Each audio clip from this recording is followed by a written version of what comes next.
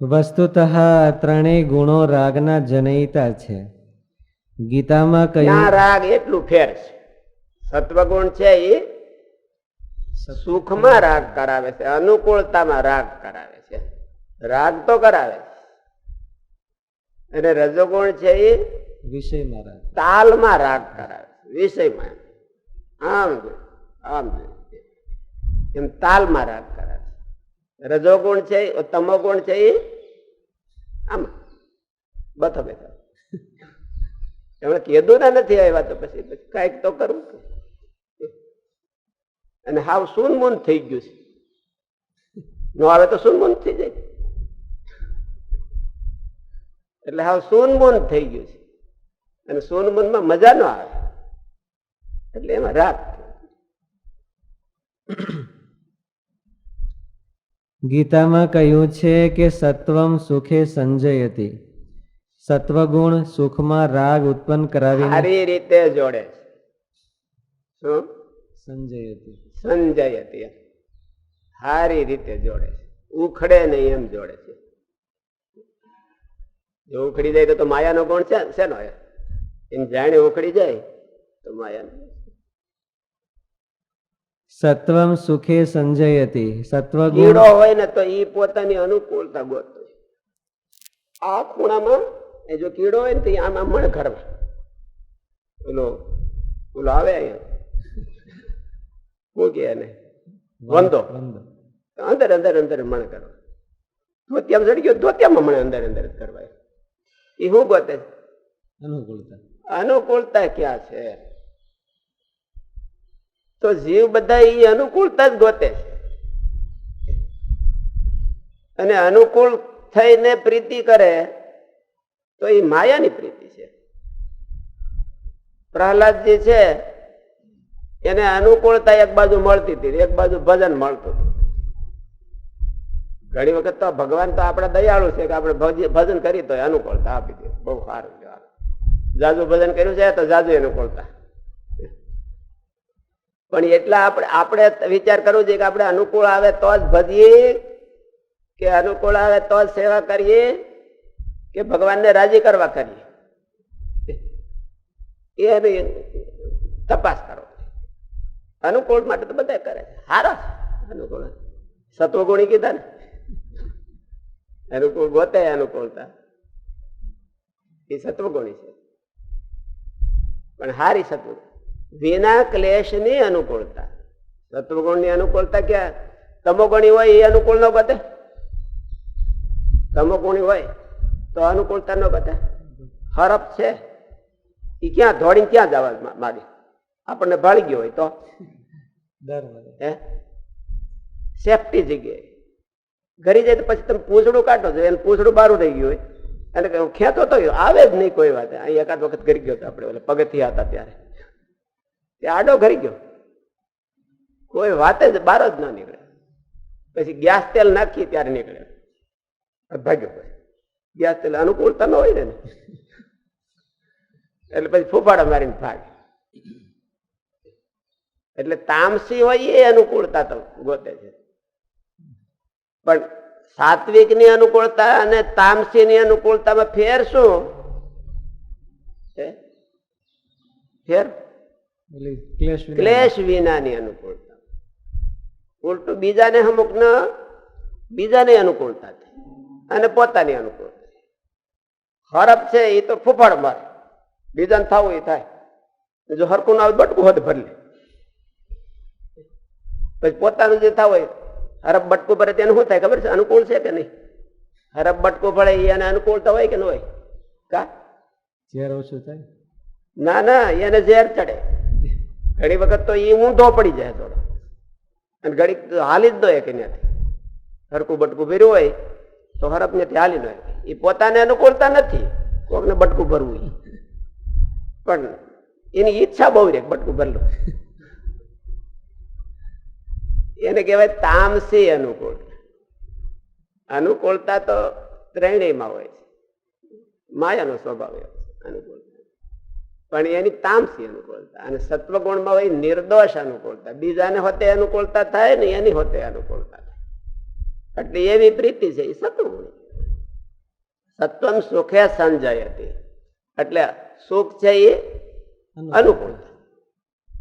અનુકૂલમ વેદ નિયમ સુખમ એ અનુકૂળતા ગોતે.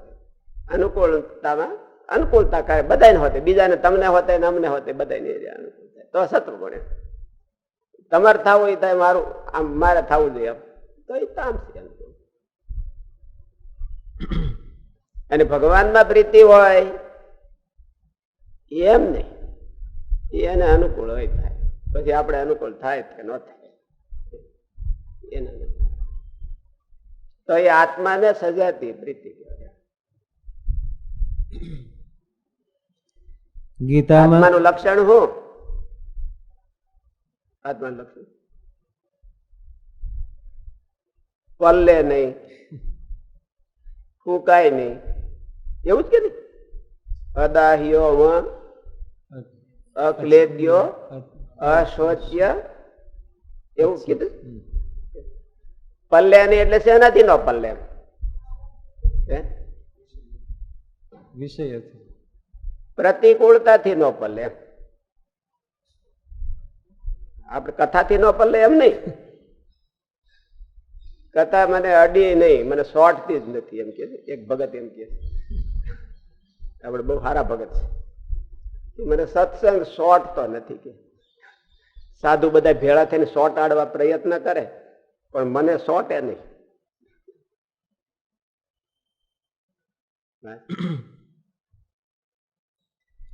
ગીતામાં કહ્યું છે કે સત્વમ સુખે સંજયતિ. સત્વગુણ સુખમાં રાગ ઉત્પન્ન કરાવીને બાંધે છે. રજોગુણ કર્મમાં પ્રીતિ કરાવીને બાંધે છે. અને તમોગુણ કર્મ એટલે માયક કર્મ, જેનાથી કઈક બેનિફિટ થતા હોય, જેનાથી કઈક વિષય સંપાદન થતા હોય એવા કર્મમાં પ્રીતિ કરાવે. રજોગુણ નિષ્કામ કર્મ કે ભગવાનને રાજી કરવાના એ કર્મ છે, એમાં પ્રીતિ કરાવે એ રજોગુણ નું કામ નથી. રજોગુણ કર્મમાં પ્રીતિ કરાવીને બાંધે છે અને તમોગુણ સંગ્રામ કલહાદિકમાં પ્રીતિ કરાવે છે. તેથી ત્રણેય ગુણોમાં કોઈને કોઈ સ્થાને પ્રીતિ કરાવવાનો સ્વભાવ છે. પરંતુ એટલા ભગવાન માટે અર્જુને કીધું કિમ કર્મણી ઘોરે મામ નિયોજયસી કેશવાય. મને ઘોર કર્મમાં શું કરવાનું છે? શું કરવા? સંગ્રામમાં એને તારે લડવાનું છે, ઝઘડો કરવાનો છે. અર્જુન એટલો સત્વગુણી કહેવાય. શ્રી કૃષ્ણ ભગવાન તો એટલો બધો સત્વગુણ કઈ ગણતરી નહીં.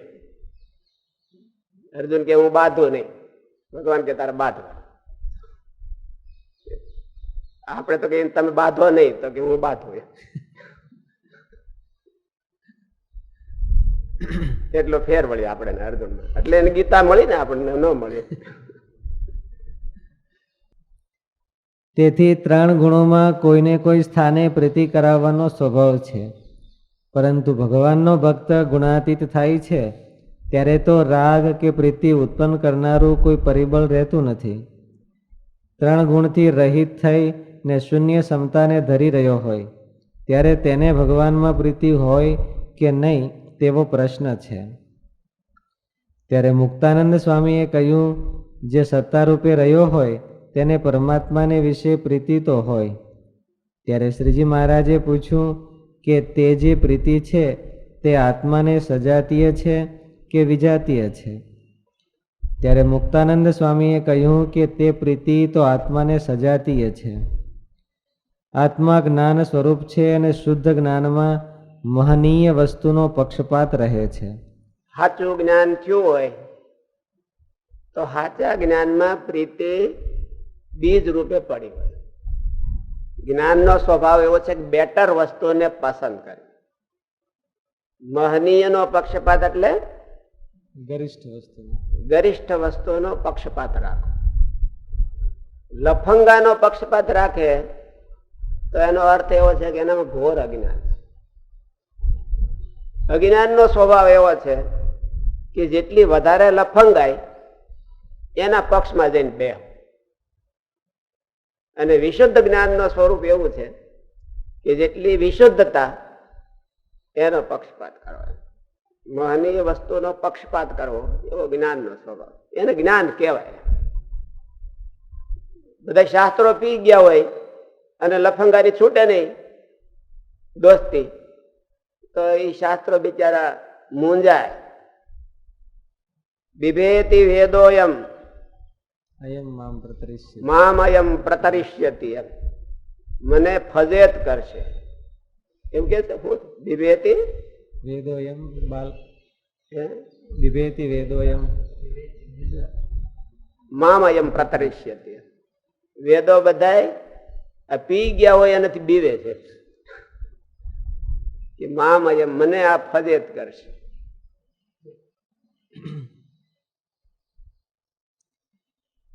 ત્યારે મુક્તાનંદ સ્વામીએ કહ્યું કે તે પ્રીતિ તો આત્માને સજાતીય છે. આત્મા જ્ઞાન સ્વરૂપ છે અને શુદ્ધ જ્ઞાનમાં મહનીય વસ્તુનો પક્ષપાત રહે છે. એટલે મહનીય વસ્તુ તો ભગવાન જેવી તો કોઈ છે નહીં, એટલે એનો પક્ષપાત એની તરફ ખેંચાય. સુખદેવજી આત્મ સ્વરૂપ થયા હતા તોય ભગવાનમાં વળગ્યા, તો એને શું કીધું? ઇત્થમ ભૂત ગુણો હરે.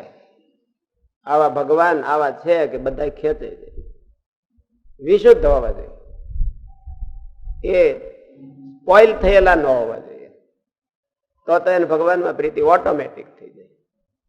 સુખદેવજીની જેમ એને કોઈ સુખદેવજીને કોઈ ઉપદેશ ન દીધો કે તમે ભગવાનમાં પ્રીતિ કરો. ભગવાનમાં મળ્યા એટલે એના ચરિત્રોમાં સાંભળ્યા તો તરત જ એમાં ચોંટી ગયા, ચરિત્રોમાં ચોંટી ગયા. ભગવાનમાં તો નહીં પણ ચરિત્રોમાં ચોંટી ગયા, કારણ કે અતિ વિશુદ્ધ હતા, એનો આત્મા અતિ વિશુદ્ધ હતો. જગતની જરાય એને ખેવના નહોતી એના આત્મા. તેથી તેના જ્ઞાનમાં 3 ગુણનો કોઈ ભાગ ન રહે ત્યારે તે શુદ્ધ થાય છે. ત્યારે તેનામાં આપોઆપ પરમાત્મામાં આકર્ષણ ઊભું થાય છે. તે સંબંધમાં ભાગવતમાં સુખદેવજીના ચરિત્રમાં કહ્યું છે કે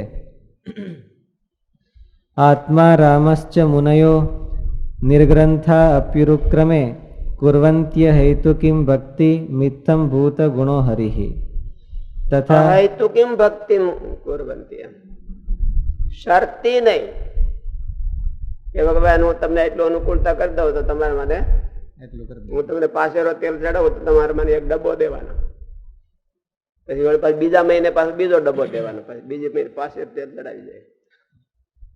એટલે કુર્વંતી હેતુ કિમ ભક્તિ મિથ્થમ ભૂત ગુણો હરે. સત્વગુણ નો અનુકૂળતામાં પ્રીતિ કરાવવાનો સ્વભાવ છે અને રજોગુણ નો માયિક વિષયમાં પ્રીતિ કરાવવાનો સ્વભાવ છે. તમો ગુણ નો કલહ ક્લેશમાં પ્રીતિ કરાવવાનો સ્વભાવ છે અને શુદ્ધ આત્માનો પરમાત્મા ભગવાનમાં પ્રીતિ કરાવવાનો સ્વભાવ. એટલે આપણને ક્યાં આપણો શિવ ખેંચાય છે એની ઉપર આધાર છે. વિશુદ્ધ જો જીવ હોય, આપણા જીવમાં કઈ બગાડ ન હોય તો એ ભગવાનમાં ખેંચાય ઓટોમેટિક, અને એને ભગવાનમાં જ ખેંચાણ થાય. આપણા જીવમાં નબળાઈ પડી હોય તો જેનામાં નબળાઈ પડી હોય એમાં આપણો જીવ ખેંચાય. ભગવાનના હારા હારા ભગત પડ્યા હોય તો એ બધા પડ્યા રહે, અને જેમાં આપણા જેવી નબળાઈ પડી હોય એને ખેંચાય આપણો જીવ. એટલે આવો એનો સ્વભાવ છે.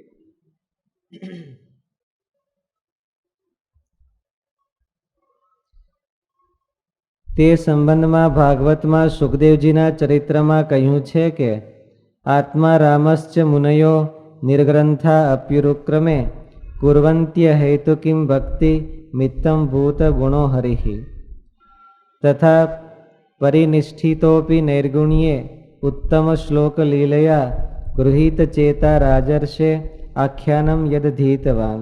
એ સત્સંગમાં એનો જીવ ખેંચાણ અને ઓલું ભગવાનમાં એનો જીવ ખેંચાણ હોય, કારણ કે અતિ શુદ્ધ એનો આત્મા થઈ ગયો, અતિ શુદ્ધ જ્ઞાન થઈ ગયું. આત્મા તો શુદ્ધ છે પણ એનું જ્ઞાનમાં સ્પોઇલ શું થાય છે?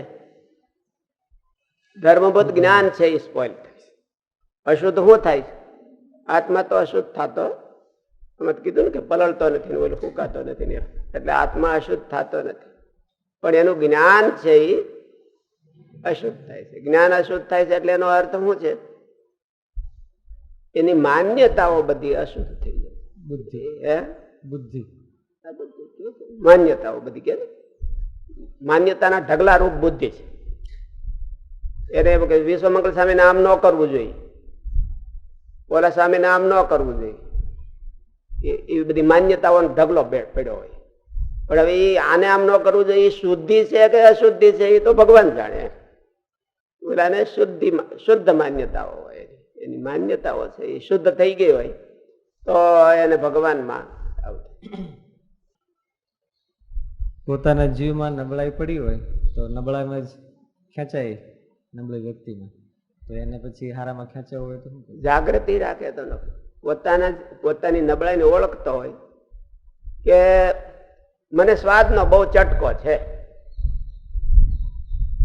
તો પછી મને 2-3 જણા આવીને મને કહે કે ભાઈ આ તો આવો પ્રોગ્રામ કરીએ,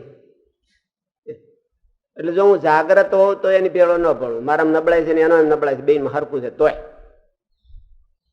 મને નક્કી ખવાય કે ભાઈ આ તો આપણી નબળાઈ છે અને મારે તો મહારાજ પાસે જવું છે, મહારાજને રાજી કરવા છે, એવી જો મને ખબર હોય તો નબળાઈમાં ન તણાય.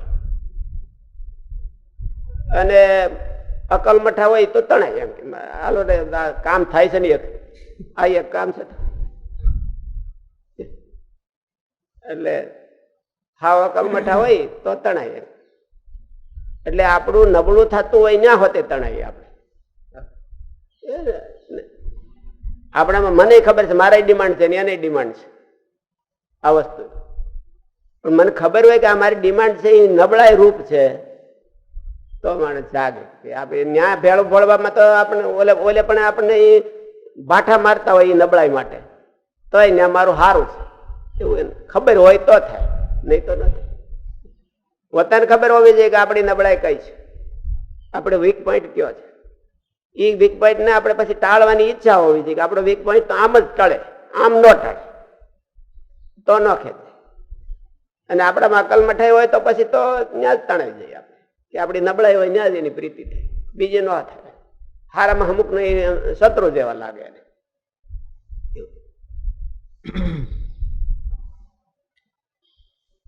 સુખદેવજીના ચરિત્રમાં કહ્યું છે કે આત્મા રામશ્ચ મુનયો નિર્ગ્રંથા અપ્યુરુક્રમે કુર્વંત્ય હેતુકિમ ભક્તિ મિત્તમ ભૂત ગુણો હરિઃ તથા પરિનિષ્ઠિતોપી નૈર્ગુણ્યે ઉત્તમ શ્લોક લીલયા ગૃહીત ચેતા રાજર્ષે આખ્યાનમ યદ ધીતવાન.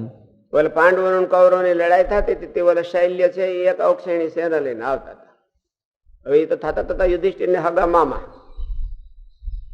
સહદેવ નકુળ હગા મામા એટલે માદ્રીના ભાઈ હતા, એ લઈને આવતા હતા. દુર્યોધન એને બધી સગવડતાઓ કરી દીધી તો કે હાલો હવે એની કરી જાય આપણે. એટલે એનો અર્થ શું છે એ એક તો એને ઓળખાણ નથી અને એને પોતાની ઓળખાણ નથી. મારે શું જોઈ છે, મારે શું કરું, મારે ભાટા ખાવા છે કે મારે ઇનામ જોઈ છે એ એને ખબર નથી. એટલે ન્યા આવી ગયા. એને ખબર ન રહી કે ભાઈ હાલો. અને ભાઈ આ વિદુરજી કે એ બધા હતા તો એ ઓલાના પક્ષમાં હતા તો ત્યાંથી મૂકીને ભાગી ગયા, ત્યાંથી મૂકીને ભાગી ગયા. તો એનામાં કઈ નબળાઈ નહીં હોય એવું નથી. એમ નબળાઈ તો હશે પણ એ પોતાની નબળાઈનું ઓળખે છે અને એને ખબર છે કે અહીંયા હોય તો જ આપણી નબળાઈ ઓછી થાય, અહીંયા હોય તો આપણી નબળાઈ ઓછી ન થાય, વધે એટલું જાણતા હોય તો નબળાઈમાં નબળાઈ એને ખેંચી ન શકે. સુખદેવજી શુદ્ધ બ્રહ્મરૂપ સ્થિતિને પામ્યા હતા. તેને જગત સુખની કોઈ સ્પૃહા ન હતી, પણ પૂર્ણ આત્મસુખમાં તલ્લીન હતા.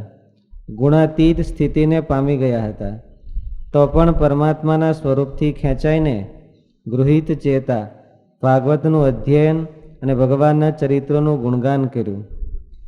એમ માયાના સર્જક ગુણોનો સર્વથા અભાવ હોવા છતાં તે શુદ્ધ પાત્રમાં પરમાત્માનું સ્વરૂપ પોતે જ તેમાં ભક્તિનું પ્રીતિનું સર્જન કરે છે.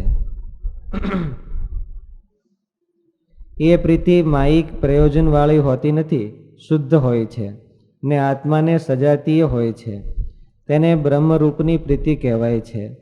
અને મોટા મોટા આચાર્યોએ એવી રીતે આત્મરૂપ થઈને બ્રહ્મરૂપ થઈને પરમાત્મામાં પ્રીતિ કરવી એવો સિદ્ધાંત કયો છે.